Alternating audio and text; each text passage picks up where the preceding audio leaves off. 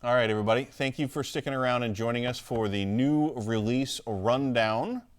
We are joined by Javion from Mox Boarding House this week. Hi, Derek. Hi, Javion. Do you want to tell us a little bit about Mox Boarding House? Yeah, totally. Mox is the best place to work in the world. It's basically this giant Someone knows their boss is watching. It's just this giant board game store. We're really closely related with Card Kingdom. They do a lot of Magic the Gathering. We do a lot of Magic events and stuff like that, but basically it's just like all kinds of board games. We got a cafe so you can grab food, a big library of free games to play. So you have a Ballard location that has the cafe. You also have a Bellevue location, That's right. and that one has a full restaurant, right? Exactly. And where are you going to have a location soon? We're going to have one in Portland. And that one's going to have a full restaurant as well? Exactly, yeah. We're still getting some of the fine-tuning done, but But that should be opening later this year? Yes, later this year, hopefully, if that's what nothing I'm goes told. wrong. That's what I'm told. Cool. So you brought a collection of games that have all been released in the past week or about-ish. Right. So why don't we go through that? What do you want to start with? I want to start with Gandhi. All right. So we're going to start real heavy with a heavy game of Gandhi. Yeah. All right. So this is Gandhi, the decolonization of British India, 1917 to 1947. So like a real thrilling, well-established, well-explored category of games. Yep. Everyone is familiar with their favorite Gandhi game. Right, of course. So this is kind of like a period piece game. It's made by GMT Games, and it's part of their Coin series. Which I know a lot of people really, really love. I haven't played one yet, but it's very, very well regarded. Yeah, it's a series of war games. Coin stands for... So this is Gandhi the war game. Yeah, kind of. Not really. It's a war game, but it's not really war, So I guess. It's more of Gandhi the struggle. non-violent war game? Yeah, well, actually, not entirely. Okay. So COIN stands for counterinsurgency. Oh, okay. So coin games are typically war games, card-based, abstract strategy stuff about like territory, location, resources, and struggle. So this is another coin game, and yes, there's lots of violence in it, coming with the theme. So anybody who's like familiar with coin games is going to be right at home with this one. Now, in this game, it's actually 1 to 4 players. So yeah, you can play it solitaire style, and they have a really robust bot system is what they call it. Or you could play with up to 4 players, and each player gets a faction. So you could be the Raj, which is the British Empire, sort of just like trying to keep control over India. Or you could be the non-violent ones. So you can be one of the non-violent factions, which is a new addition to the game. Yeah, or you could work with Gandhi and the Congress to try to make it really just unaffordable to stay in India. So yeah, there's lots of different things you can do. It's all card-based. It's really all about like trying to take over territories, getting the cards you want, using them at the right time. Cool. So like I personally really love taking periods of world history and making a game out of them to kind of show or to let people play through the forces that were happening at that time to maybe get an understanding of the pressures that were driving decisions. Absolutely. And it seemed like, Coin does not seem like a simple game system. GMT is not known for simple games. No. So it seems like this is going to be kind of a rich exploration of a lot of different facets of that time period. Right, absolutely, yeah. Just to show you an example of just how complicated this game is. So GMT Games has made their own sort of system of difficulty and stuff like that. So you'll see on the back, hopefully I'm pointing at the right spot, right over here, you'll see the difficulty level. They set it to medium. Okay. After reading through these rules, I can tell you medium is very relative to GMT games. All right, okay.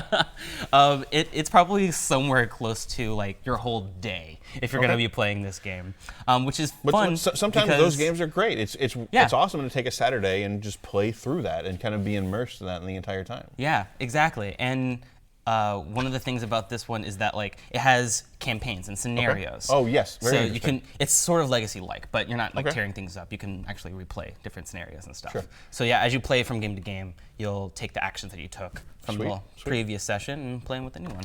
So in chat, Nelly has a really important question. Gotcha. What is the spite level of this game? Because in a lot of the other episodes, we've had like, okay, this is a high spite game, this is a low spite game. So this is clearly not co-op. No, it's not. And Absolutely I not. have a feeling this is going to be a high spite game. Absolutely. It is a war game technically. There are lots of things you can do to just mess with other players. There is negotiation and betrayal. There is even assassination, which is very historical. 100% in. 100% in. So yeah, it's very true to the feeling of British India in 1947. Great, that's awesome. I mean, a GMT is definitely like I don't know. I really need to try out one of these games because I know that Kristen, who is somebody else who does a lot of the streaming with us, like she's been on Table Takes a couple times. She does the Gen Con News show. She's a huge fan of GMT games, so maybe she would really be into this. So, yeah, definitely. So fan of GMT games, fans of historical games, right? Yep. If you like, who else would you recommend this for? If you like war games, if you like, I wouldn't necessarily say like miniatures games, but there is some overlap there because there are a lot of war game miniatures games. So if you like big scale stuff, if you want to plan a whole day around playing a board game, Gandhi's super fun. Is this something that you would recommend for the gamer who thinks of themselves as a fan of really complex, complicated games? Oh yeah, totally. Do you think this would kind of fit that mold too? Yeah, absolutely. I mean, like you can't have war game without complexity. Sure. Like maybe you can find some of the simpler ones, but I mean, you don't call it a war game because it's like, oh, we're just like because it's acceptable. We're just rolling dice and we're just like betting on who's going to roll higher. No, that's Warhammer. That's what we play Warhammer for. Exactly. Yeah. Okay, great. That sounds really intriguing. And also, I should probably mention, speaking of games, well, this is Volume 9 of their Corn series. Oh yeah, they have a lot. Wait, of what else games. did they cover? There is Cuba Libre. There's even. Oh God, it's hard to remember some of the names. And then they've done multiple Afghanistan games, right? Yeah. There's Andes. It's not Assault, but I can't remember all the names. Sure, I looked them up recently, but I can't remember all. Cuba Libre is one of them though that I've seen a few times in our store, so I'm familiar with that one at least. But what I was going to mention is, speaking of games that are about historical periods, anybody who's watching, we're doing a marathon stream of games about American history on Wednesday, July 3rd, starting at 10 a.m. Pacific time, so everybody should join us for that. If you are interested in the games that explore particular periods in U.S. history, or if you just want to see us play Red, White, and Blue Magic when we have time. Yeah. Because we're going to kind of, I think, go at both ends of the spectrum on that one. Yeah, I really wish I could be there. I'll be What else would you like to try? Okay, so let's go with Realm of Sand next, actually. Yeah. Okay, so Realm of Sand is a tile laying game. It's kind of modular. Okay. So the idea behind it is that you've got these Tetris looking pieces. You're placing them down on the board. You'll maybe recognize sort of the layout of the board with like Uwe Rosenberg games. I definitely butchered that name. Uwe Rosenberg games, like a cottage garden. Basically where you're like taking these tiles and you're placing them on your board. And where you place them... Each player has their own board? Yeah, each player gets their own board. You're placing them down so that you can form these building cards that you'll see on the back here. So these building cards are the way that you earn points. If you don't build buildings, you're not going to get points. It actually ends up being a pretty simple kind of game. You just take a tile. You only have 2 tiles to choose from. And then you place it on your board in one of the light squares, because there's light squares and dark squares. But as you build more buildings and you gain points, you'll get access to some of those dark squares. So you get more of the board to work with. So, I mean, are you building a city? Are you building a castle? You are putting tiles down inside this sort of like castle. So I guess you're sort of building castles. You're more like building buildings inside a castle, really. Great. Yeah. And you also have these elemental spirits to help you out, which are these little tokens that you can sort of manipulate to get the building you want. Okay. So how much player interaction is there? What's not the a whole lot. spite level? There's very low spite level in this game. This game is a very happy. So it's everyone builds game. their own like kingdom out of the sand. Yeah, basically. Okay. Yeah, you are using these like elemental spirits and all these different like tiles in order to erect these buildings for points for these building cards. And the more building cards you get, the more access you get in the game. Okay. Yeah. So just to be clear, this is like a Uwe Rosenberg game. Right. It's not designed. It's not at all designed. But Marion, one of our employees, says that she really likes Uwe Rosenberg games, so we may just put this. Yeah, totally over let her here know for about her. it. It's a 1 to 4 player game too. So there's a solo mode. Yes, Okay. and Do you know there's how it advanced works? play too. Yeah, so you're using the advanced play mode. You're playing the game as normal, and you're really just trying to like beat your score. Oh, so from it's round like a to high round. score kind of thing. Yeah. Okay. Yeah. Well, so that kind of makes me think like. Does this have any similarities to roll and writes, or is it really just you're taking like how many choices do you have per turn? Do you know? You may not have played it, so you may not be able to answer that, but it kind of sounds like it might be leaning in that direction. Yeah, so your choices really lie on one of 2 actions. Are you going to take a tile, or are you going to do elemental spirits? Okay. Are you going to try to get a bunch of tiles and a bunch of like buildings erected at once, or are you going to try to get that one very specific thing that's going to earn you points? So there's not a whole lot of choice making in there. However, once you get later on into the game and once you've already filled out your board with lots of these tiles, every time you build a building you can remove stuff, but if you have like lingering tiles laying around and from some bad placement over time, then you're going to have to really think about like where you're going to place tiles, which action you're going to take. Well, it occurs to me that if you have a solo mode, there must be an interesting mechanic in there to limit your choices. Right. Because otherwise you could just make the optimal ones. Yeah, I'm curious to see how that works out. Yeah, so you only have ever 2 tiles to choose from in the game. And with other players playing the game, they can sort of like mix it up. But honestly, there's still variety when you're playing the solo game because the tiles are all so different and you're randomizing them at the setup. And the solo game plays the same as the full game, so it's also a good way to practice. Exactly. Okay. Yeah. It's also a deceptively simple game to learn, so it's really easy to jump into if it's like one of your first times playing a game. And it's from Deepwater. Yeah, absolutely. Great. Okay. That's the publisher. Great. Deepwater has been putting out some really good games lately. So who would you recommend this to?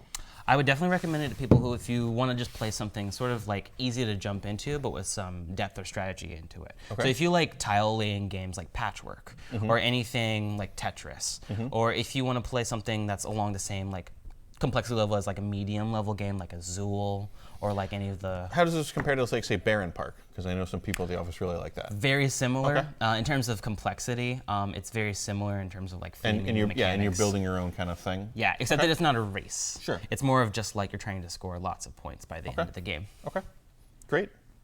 Well, let's set that aside. Great. And what would you like to go to next? Let's do Oathbreaker. I want to talk about Game of Thrones. I was curious about this too, and I'm going to crack this open because it's open. All right, yeah, cool. Yeah, this is the demo copy from Mox, so we get to like look at all the pieces and stuff. So I was curious about this because I like deduction games and I like traders, and I imagine that we're going to just ask right now, the spite level is probably fairly high on this. Super high spite level. So there's not a whole lot of like player interactivity, but the spite is all in I would say the social aspect of it. Okay.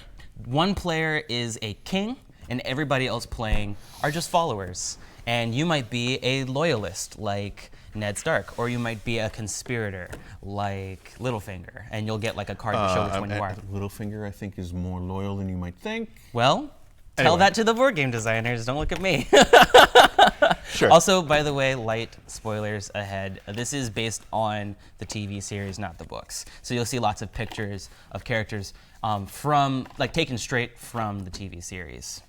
Yeah. So you'll either be a loyalist or a conspirator.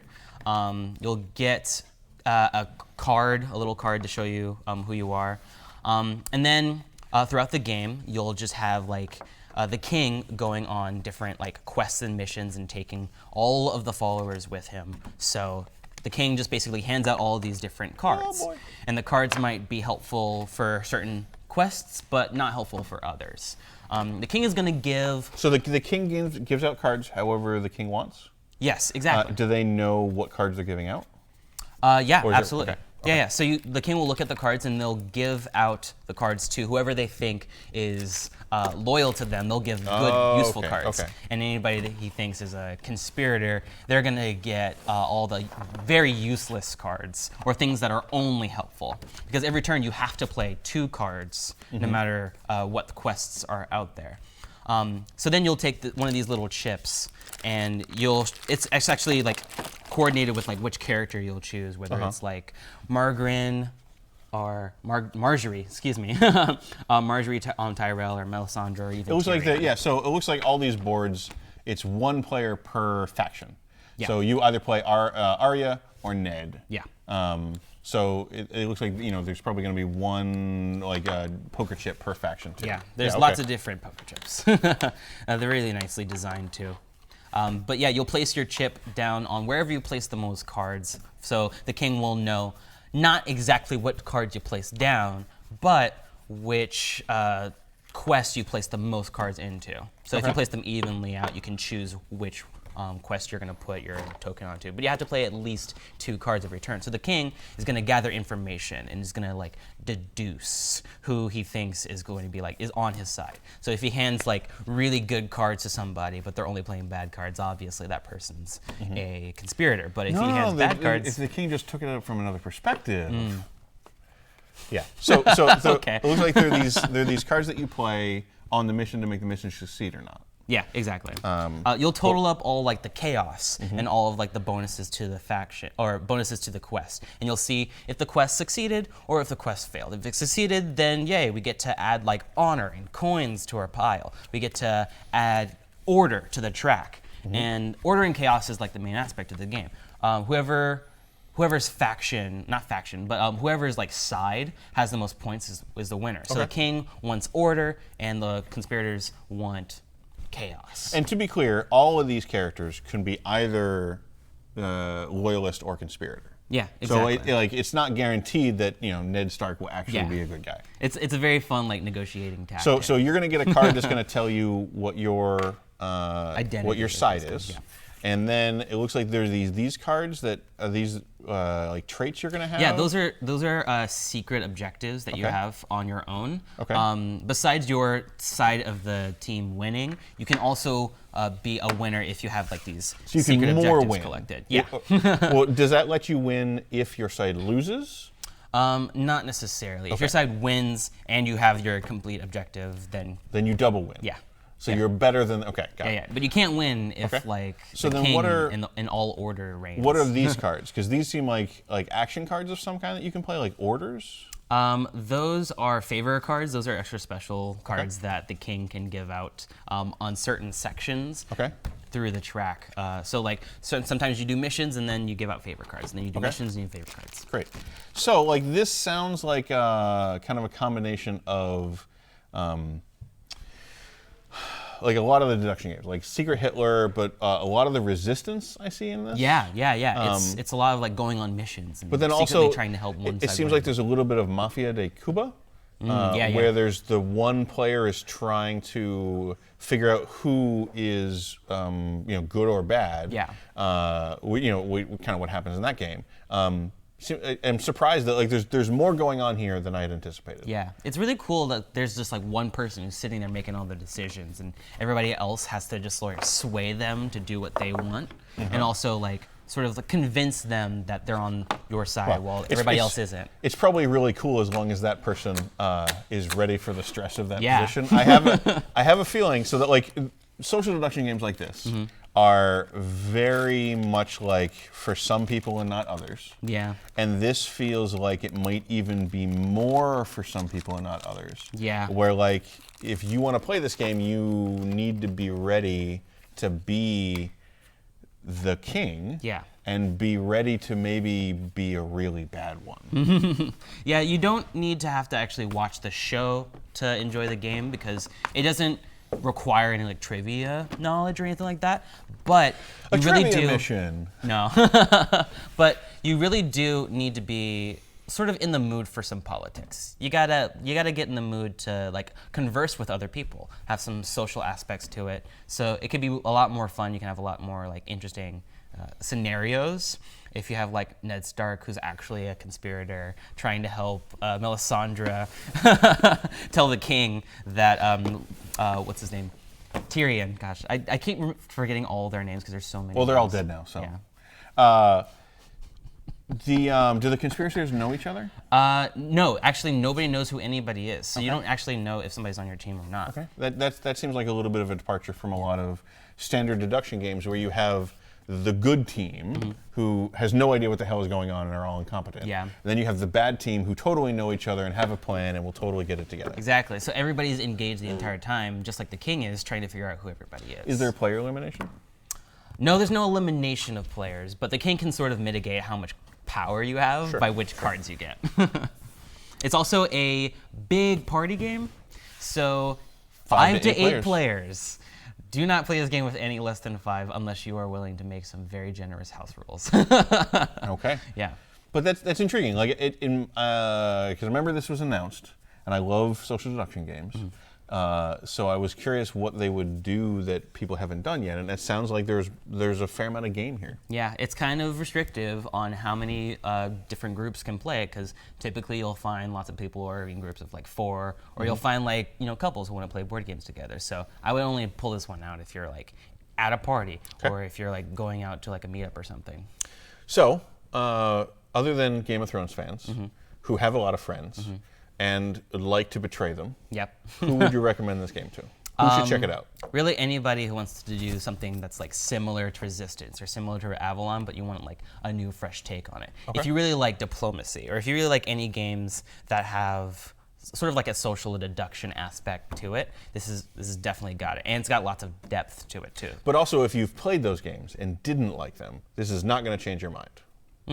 Well, it kind of depends. It'll vary from like person to person, because this is a very new experience. It takes on lots of like secret actual like actions and play styles, and less of the sort of like creativity. You'll have to use your like sort of like wits. So it's a little more structured. Charm to get so like people to compare this to say the classic Werewolf that I think a lot of people have played. It sounds like there's more game here. There's more actions to kind of make decisions from. Whereas Werewolf, some people get lost because it's a game where you just kind of have to wing it. And pick someone and see how people react. Okay. But it sounds like this maybe gives people a little bit more structure. So maybe if you don't like the free-form social deduction games, this might address something. This gives a little bit more structure to the social deduction. Cool. I'm intrigued by that. So, what would you like to do next? That's a great question. Let's do what? What? This game is called What with a question mark, and then What with an exclamation point. Kristen is also in chat now, and in case Kristen missed it, I really just want to put this back out and be like, Kristen, I have a feeling you should go check this out. Now back to what? What? What? So this is a dice game. It's a very creative game. It's a family game, so it's great for all ages. The idea behind it is that you are trying to one person is going to ask a question that's on the back of every card. What? One person is going to ask a question that's on the back of every card. There's lots of different questions to choose from, so it's up to you which one you ask. What occupation does the potato have? Exactly. Out of context, that's a really weird question. Yeah, you have to use your imagination a little bit for these. After you ask the question, everybody rolls a die, and depending on which of the 6 faces show up, you'll either have to answer correctly or you'll have to answer incorrectly. So it's like sort of like a fast-paced, like real-time game. You are really quickly trying to like answer the question after you figure out like what the die roll says, and think about like what the person asking the question wants to know. And sometimes the questions have no answer whatsoever. There's literally like no logical answer. Like if you look at the scene here, it's like one of the questions might be, what kind of vehicle is the elephant riding? But there's no elephant, and there's definitely no vehicles on there. So you'll have to just answer with what. So there's like a third like sort of aspect to it instead of just answering correctly or incorrectly. Okay. So does everybody see the die that rolls with truth or lie? Yeah, so everybody knows what the different faces are. One person's rolling the die, but everybody has to like look at it and like react to whatever face comes up. Okay, well, but the question I have then is, if everybody knows whether what you said was a truth or a lie, what are you doing? Well, sometimes you need to answer correctly, and sometimes you need to answer incorrectly. And depending on what the die roll is, you will do one of those things. And if you are doing it right, or if you're doing it wrong, the person asking the question will award points based on whoever's fastest to answer the question. So that's the element. Yeah. It's a speed game. So basically, you put out the card for the scene, someone asks a question, you roll a die, and the first person to follow those rules properly gets points. Exactly. Okay. Yeah. It's kind of like a Nomia, if you've ever heard of that one. It's like that word playing or card playing game where you're trying to name words as fast as possible. It's very similar to that. It's fast action reaction game. How crazy are the pictures? Because like this crime weird. scene of Mr. Potato Head disembodied everywhere. Yeah. Also, I mean, I maybe it's just me, but I feel like when you're gonna anthropomorphize anthropomorphose, anthropomorphs, potatoes, then having French fries also like. Yeah, that's a little. I mean, like that French fry man. Like, maybe don't think about it too much. That's like the version of like Frankenstein, where you've cut up the person and you've just remade out of their rotting corpse. Maybe they're just sort of like generated. Wait, are you saying that I'm overthinking what? Maybe. Right, so I don't know. I don't want you to accidentally stumble upon some dark territory for this very family-friendly game. Like I said, family-friendly game. So definitely families want to play something fun together, or anybody who wants to like play a very quick game. Okay. It's a very silly game. So if you don't want to learn a lot of rules to play a game, if you don't want a lot of components, and if you have like a very small area of play, then you're gonna want to play this one. But it sounds like it would be really actually fun to play with kids to kind of teach them or let them practice, like coming up with things, imagining things, inventing things. Because like the question, it sounds like you can just ask whatever question you want, and the answer can be whatever you want the answer to be. Well, actually, each card has questions on the back that you'll read. Do you have to use those questions? Okay. Yeah. So you get prompts on what to ask. Oh, okay. Yeah. But you can be creative in how you answer. Yeah, exactly. I mean, so like you might say spud instead of potato. That does sound really. It sounds like it would be fun to play with kids. Yeah, yeah, and whoever's like most closely like correct with the answer will get the answer correct. But honestly, you just have to like take everything in this one with a grain of salt because it's a very silly game. Yeah, it seems like that. So, what would you like to do next? All right, let's take a look at The Princess Bride. This is an RPG system based on the movie. Some of you may be familiar with The Princess Bride. Some of you. It's an RPG system based on the movie, based on the book inside the movie, based on the book. So what you get to do is you're playing an RPG system, and for those people who don't know, it's basically just like advanced storytelling with rules.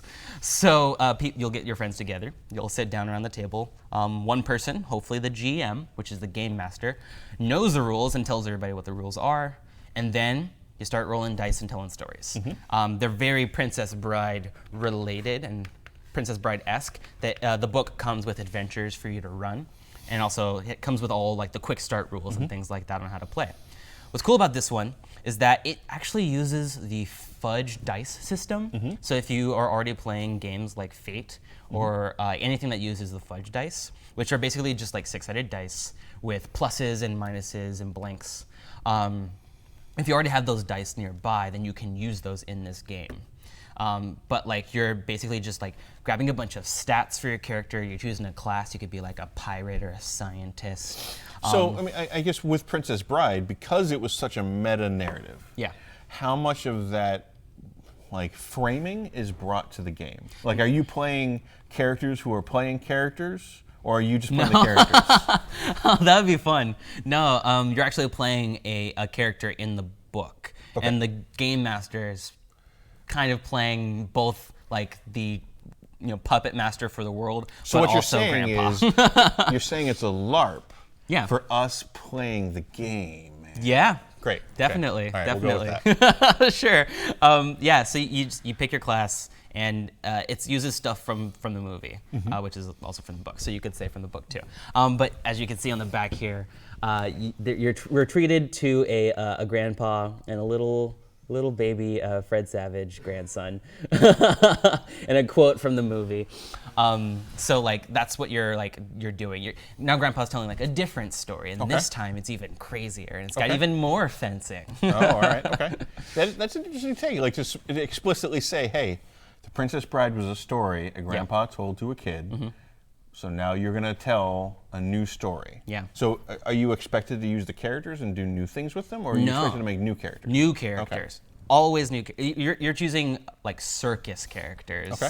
So you could be like Andre the Giant's character. You could just be like this big dude who's really good at climbing. So that one like 6-hour like climbing session that you do, Andre the Giant, he's gonna be the one taking everybody up on his back all by himself. What games are you in with 6-hour climbing sessions? The Princess Bride, obviously. Okay, really? Yeah. All right, that makes sense. Okay. So it's just obviously, it's a really good RPG. Obviously, this is a recommendation for Princess Bride fans. Yeah, absolutely. Would this be a good RPG to be someone's first RPG? It's sort of like it's a very niche genre, I suppose. It's a very specific RPG. So I tend to lean towards like if you already love the movie, you should play this game. Or if you're trying to introduce somebody to the movie and why they should like it, then you can just like surprise them by inviting them to your Princess Bride RPG. Because that's absolutely the best way to introduce the movie is to have someone play through multiple hours of the RPG. Somebody who has based off of absolutely no idea what any of the references anybody else is making and just like sitting there. Yeah, that's going to be fantastic for them. Yeah. That player is going to be the Princess Bride. What about established RPG players? Is there something here that you think that someone who's like really into RPGs might want to check out because it's a unique mechanic or unique twist on something? If you're looking for inspiration on any of your campaigns for any other system, then it's a great read. It's got, like I said, it's got like adventures and stuff like that for people. If you're trying to like adapt, if you had plans to adapt The Princess Bride into your RPG system, then you should definitely pick up this book. All right. So it sounds like it's very much like, are you a Princess Bride fan? Yeah, check it out. Basically. Okay. It's really just for the fans. All right. What else would you like to do? All right. So now we're going to talk about Captain Sonar, Operation Dragon. So this is an expansion to Captain Sonar. This is an expansion. It's not a standalone, so you're going to have Captain Sonar already. I have summarized Captain Sonar a lot, but I'm curious how I'm curious how you would explain Captain Sonar to people who have not played it. Okay. Captain Sonar is basically big battleship. So you have like multiple people, up to 8 players, all playing Battleship together. There's 2 teams, just like a Battleship, except that you only get like 1 submarine. If that goes down, that's it. So you are a captain who's like navigating, or you are the first mate who is charging up the different weapons and the sonar to figure out like where other people are. Or you're the engineer who can decide like what direction the captain needs to go in order to fix certain systems and keep the ship running and keep it from taking internal damage. And then there's also the radio operator, which is my favorite. Yeah, by far the best part of the game. Whose only job is just to listen to the other team and figure out what they're doing and where they are and tell the captain what to do. Yeah, so my summary of Captain Sonar is it's real-time team-based battleship. Yeah, it's actually real-time or turn-based. Where the captain just says commands as fast as they need to say it, and the radio operator has to listen to the other team's captain and plot out their course on this piece of plastic that they can move around the board to pinpoint where they have to be, so that your captain can then get there and torpedo them. Exactly. Yeah, the captain makes all the actual decisions, but everybody else is just informing the captain on what to do next, which is really cool because they play around with that a lot in this expansion, Operation Dragon. So contrary to the name, Operation Dragon sadly has no dragons.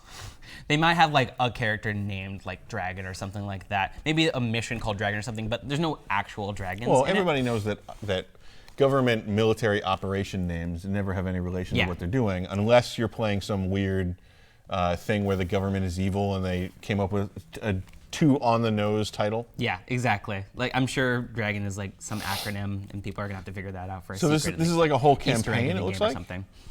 Yeah, it's a campaign. So it has so much content in this one box.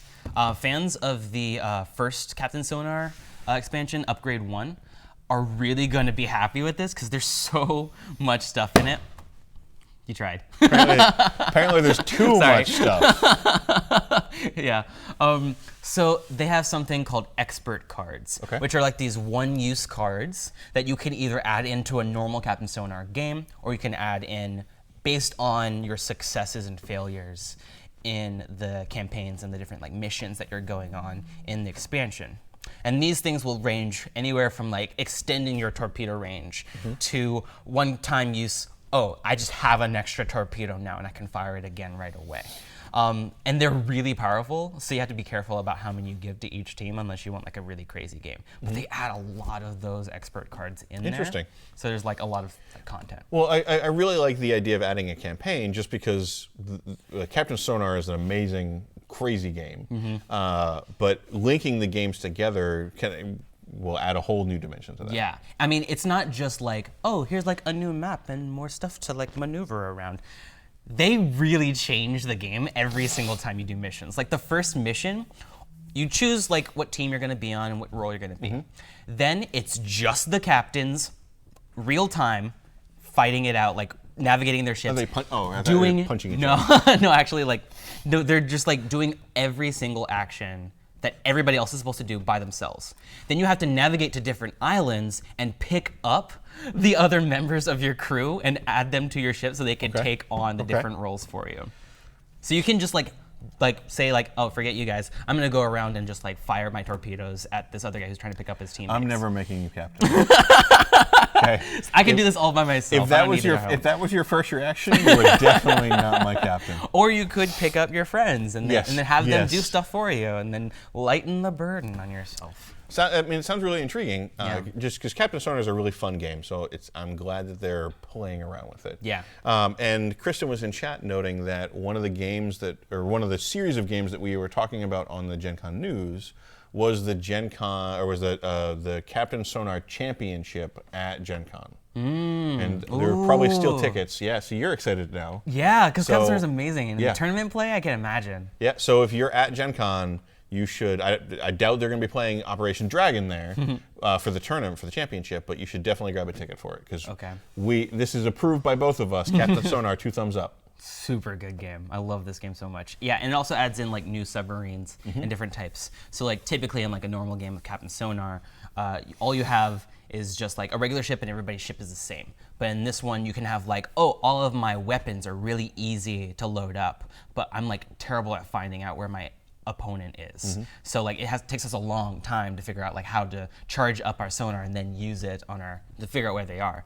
Or you could be like a super healthy ship with like, just basically like normal stats with like extra health, except going silent and trying to like not let other people know where you are, because you're this big massive submarine, is much, much harder and takes a lot more charges to charge up. So you can have like different sort of like characters almost, the submarines that you're using while you're playing the game. So other than Captain Sonar owners, who would you recommend checks out Captain Sonar? Well, for fans of real-time games. Right, yeah. So you can do real-time or turn-based mode, but not with this expansion. So if you want to play this expansion, you can only play in real-time mode, where everybody's just shouting things at each other in real time. Honestly, in my experience, you do turn-based, so people can train to learn their roles. Yeah. You do like one turn-based game, and by the time that's done, everybody kind of knows what they're doing, and then you go do real-time. Yeah, real-time is probably one of my favorite ways to play this game, because it's a lot of shouting, and it's a lot of like trying to get people to do what you want them to do. And the radio operator gets have a lot more fun doing their job, listening to what other people are doing, just laughing at other people or just like messing up. So other people who would like Captain Sonar, I would say if you like Battleship, obviously, because it's just like Battleship. But there's other stuff to it. Like if you like co-op games, if you like team-based stuff, if you like coordination, if you like a big group game where like everybody gets to sort of like play a role and like play around with those different roles, this game's super fun. Great. What do you want to talk about next? All right, so now we're going to talk about a single-player game. Proving Grounds. This is actually a solo game. It's part of the Solo Hero series from Renegade Games, Renegade Studios. So, this game, you can sort of play it with other players, I suppose, but it really makes it harder. So I recommend this to people who like video game style stuff. Well, basically, this is fiction. Like, yeah, that's a big pile of fiction there Yep. to get you into this. There is an actual storybook to help you understand what's going on, and I will give you a summary right now. Basically, you are an heir to the throne, and you can learn more about the throne from the storybook. But basically, you are an heir. And you're just going about your day, and then somebody taps you on the shoulder, is like, hey, guess what? Somebody framed you for killing your mom. Just so you could have the throne, so we're gonna take you to jail now. By the way, everybody's also trying to kill you so that you can't prove that you didn't do it. So, very medieval style. Instead of just going to court and trying to plead your case, or instead of staying in jail long enough for people to murder you or assassinate you, trial by combat. You're left into an arena with a sword and shield, and you gotta fight every one of your enemies off. What do you mean I've been accused of murder? I guess I better murder my way to innocence. Yeah. So you get this board, and you put enemies around it, and you are basically just trying to fend them off with dice. Oh, okay. So it looks like the greatest invention known to board games. should I assemble this? You can if you want to, yeah. So there's some assembly required. Yeah. So basically, yeah, you have this board, and you put the enemies around it, and you put this little indicator on it. Then you take all of these dice, you set a timer, and actually Renegade has this timer on an app that you can use, and this app has a bunch of other games that they use as well, like Fuse, and some of the other ones that they do as well. So it looks like you build this little combat grid, and then do you rotate to indicate where you put the shield and everything? In the advanced game, yes. Okay. In the basic game, I'm already ready for the advanced game. Yeah, you already set it up. Oh, is this the basic? Yeah, that's the base game on the back there. We're just fending people off. So yeah, you'll set the timer for 1 minute, and then you start rolling dice. And these are the dice right here. So basically, yeah, you're just rolling the timer. You're rolling the dice. Chat says you love dice. Yes, I absolutely love dice. Dice is probably my favorite part of any board game ever. You missed the other week when we had Warriors. Yeah, and a bunch of roll and write games that I wanted to show off, but it's okay. I get to show off Proving Grounds. Yeah, that's actually the reason I can't come to Gen Con this year. You have too many dice? I spend all my money on metal dice, so I can't afford it anymore. At least you have the metal dice. The metal dice will keep you warm in the cold nights of August 1st through the 4th. I don't have much, but I do have metal dice. Okay. So yeah, like I said, you're rolling dice to try to deal damage to all the different heroes. It's heroes? You mean villains? Sorry, enemies. Wow, who's the traitor now? Yeah, so you're rolling dice trying to collect sets. Sets are literally any dice that have the same number. Yeah. So if you have any single dice, you're gonna want to find a way to get rid of those, but you can't just re-roll them. Murder the single dice. You want to get lots of the same number of dice so you can deal damage to the enemies. So this is a solo game, and the kind of pressure or game element of it sounds like it's the timer. Yes. Yeah. The pressure is the timer. You also only have 6 health, and every single die you have is either damage or you're getting closer to taking damage. Okay. So you're basically just okay, as long as I roll a bunch of these dice and I get a lot of sets, if I can't, just straight up murder all of them, I can keep them from murdering me long enough for me to get the dice rolls that I need. You realize if you take that statement out of context that you have to murder singles so there are only pairs left. Yep. Okay, all right. It's what you have to do for the game. I'm gonna make this game weird too. So, yeah. Based on what I can tell from the story, it's got a lot of depth to it. It's gonna be really fun to read. Well, it seems like a really interesting combination of fiction and game. Mm-hmm. Yeah, yeah. So it's kind of like a video game where you you kind of have to have a really good narrative for the game if you're going to like expect to enjoy it at all. Most people don't really like video games that have like really like ankle deep story and like plot, and you can like see through like what's gonna happen. You want like nose deep, you're drowning in it stories. Yeah, exactly. Okay. With like 3-dimensional, 4-dimensional, infinite dimensional characters with like depth to No, I think that is the story. That's the game that drives you crazy. That's the Lovecraft game. Yeah, infinite dimension characters. Well, thankfully it's not as like horror specific. Sure. You'll notice that I didn't choose any horror games to show off because I get scared very easily. Oh, maybe we should have you over for Call of Cthulhu sometime. I'd really rather not. Yeah, I'm busy that night. So there's other really cool expansions, but variants to the game if you're doing the advanced play. You can play with a dragon, and then you get to roll the dragon die anytime you reroll anything, and the final roll that you get is going to either give you a great bonus or make everything worse. So you can play with the dragon, or you can play with like that spinning Shadowrun has taught me that you to had. never gamble with a dragon. Yeah, So it's not always a good thing. Nope. But But that leads me into my new favorite game. We're going to talk about Sparkle Kitty Nights. Oh, sorry. Let's just finish this. Sorry, okay. Next, we're going to talk about who would Sparkle you Kitty Nights. recommend But right this now, Proving Grounds is great for people who want to play a really good solo game. Because like I said, this is a one-player only game. If you like video games, it feels a lot like a video game. Okay. There's like different levels. You can upgrade the challenge to like whatever difficulty you're used to.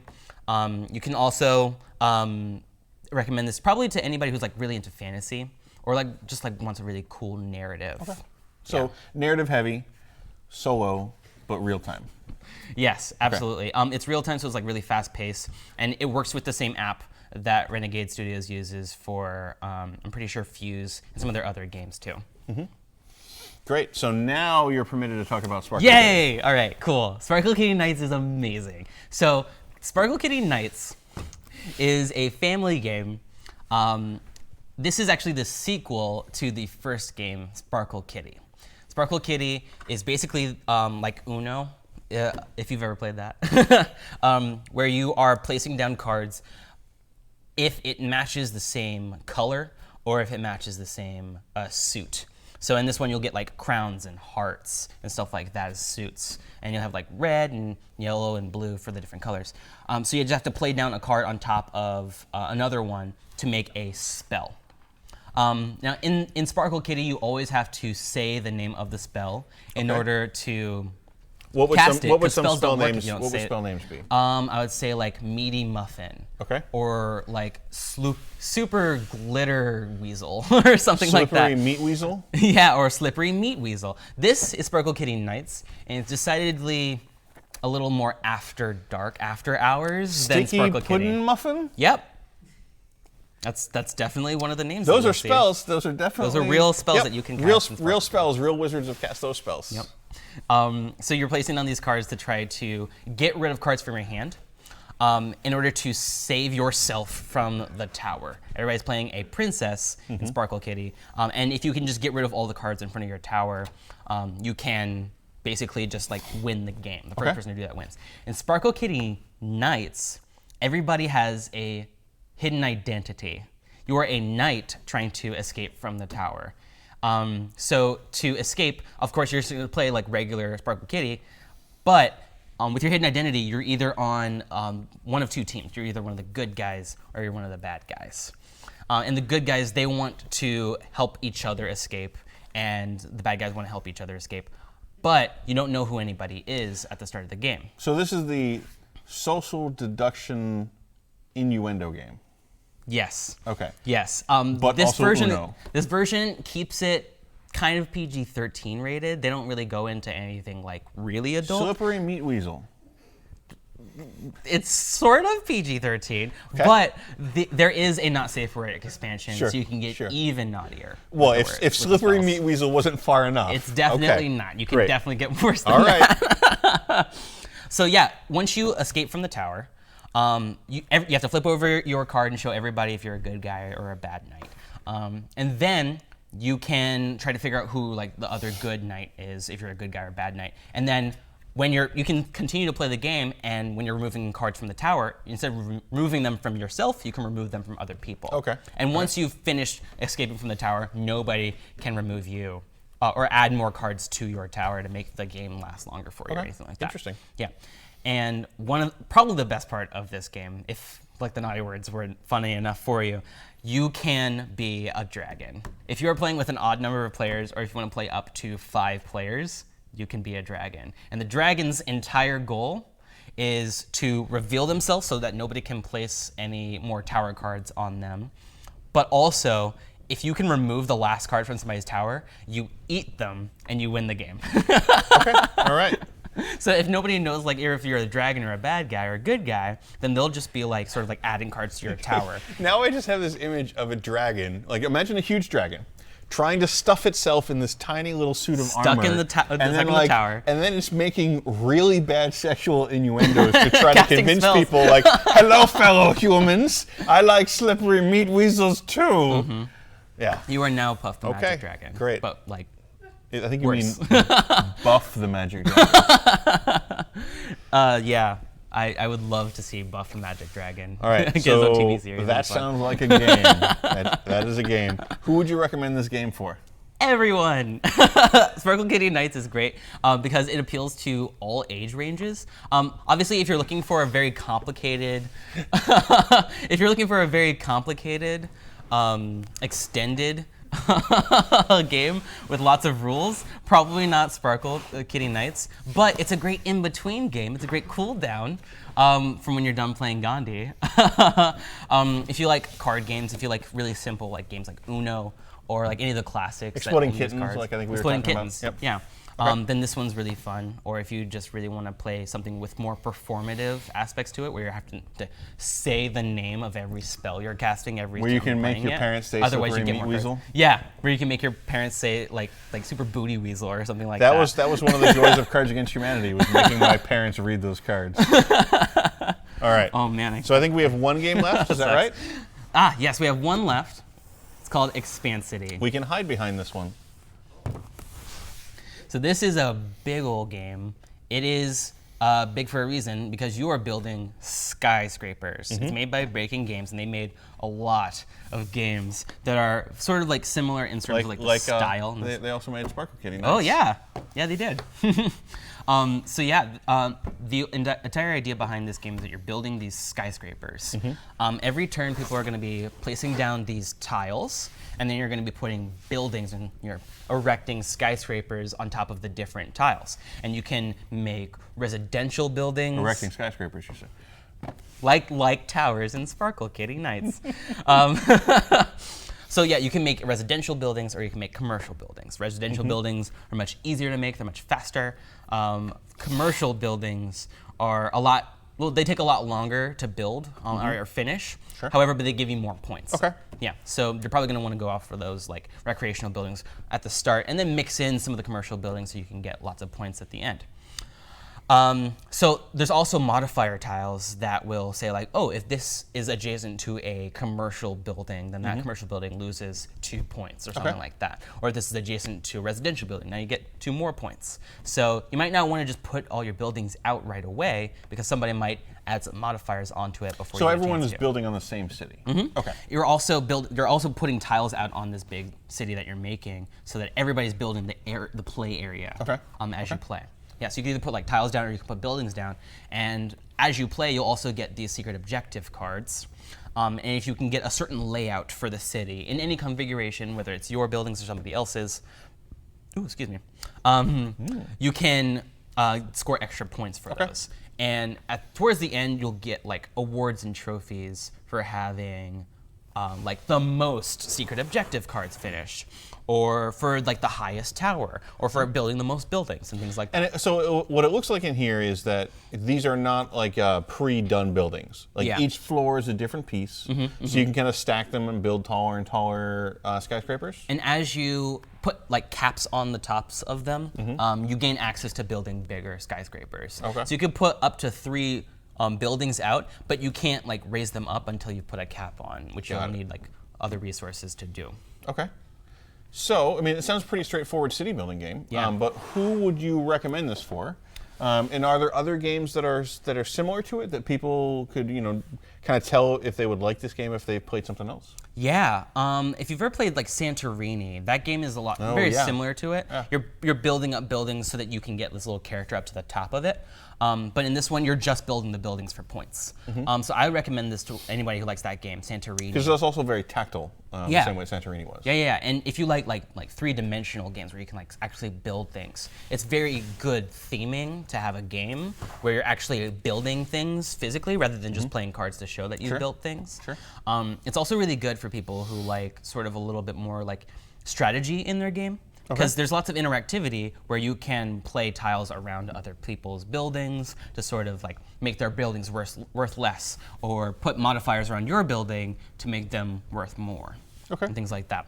So I would definitely recommend this to people who are sort of like a medium to intermediate to like advanced range of board game. It's also kind of a longer one too. This wouldn't be like a Splendor or Century Spice Road kind of intro game.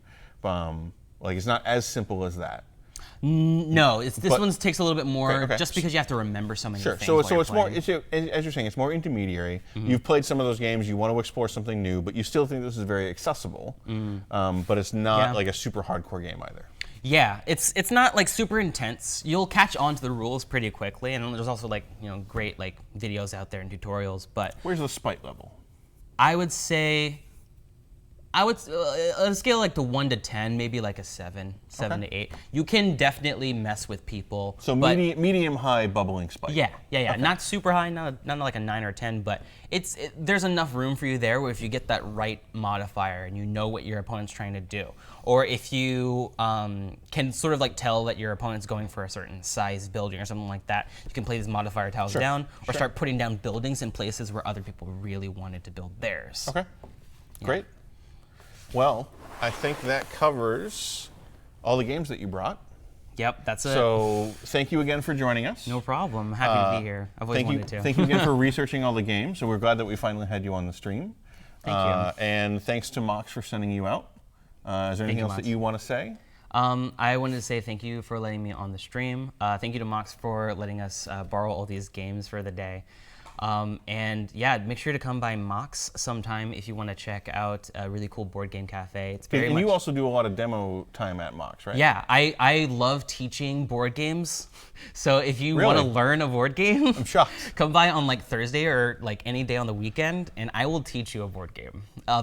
Permitting that we have time to do that. That is a promise. Javion will personally teach you a board game. I can't wait. I hope there's dice. Sounds like chances are high there will be dice and slippery meat weasels. So if you're into that, then go to Mox. Thank you, everybody, for joining us. Thank you for sticking around. I hope you enjoyed some of the games that Javion brought and shared with us. I think we had a pretty wide gamut here, so there's probably something for everybody. Thank you for joining us. Remember to catch us on Mondays for Game Night with the Brothers Murph. Wednesdays is normally Fireside with Peter Atkinson, but this week, remember, we have our marathon session of going through games about different periods in U.S. history. And then on Friday, we have Table Takes, which you just saw, followed by New Release Rundown. And I forgot, on Tuesdays, we also have the Gen Con News Show, where we talk about important things that attendees need to know about the convention. And we also cover some events that still have tickets available if you're still trying to fill out your schedule. So make sure to check out any of those shows, and we will see you next week or sooner. Goodbye.